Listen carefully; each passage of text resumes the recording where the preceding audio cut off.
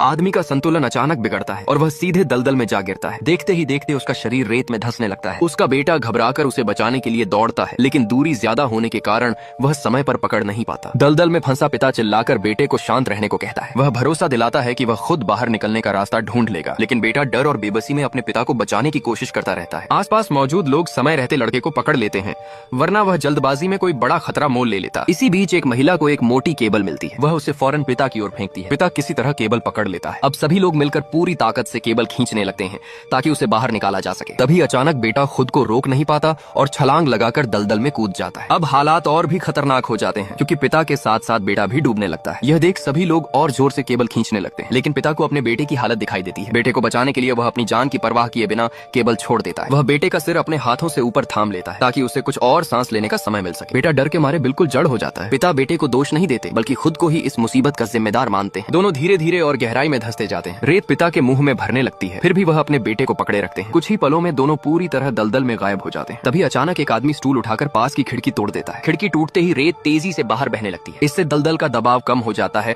और उन्हें बचाने का एक आखिरी मौका बनता है। अब सभी लोग मिलकर पूरी ताकत से केबल खींचते हैं। हालात बेहद नाजुक होते हैं, लेकिन कोशिश रंग लाती है। आखिरकार पिता और बेटा दोनों को सुरक्षित बाहर निकाल लिया जाता है। यह दृश्य एक पिता के बलिदान और बेटे के लिए उसकी निस्वार्थ मोहब्बत को भावुक अंदाज में दिखाता है।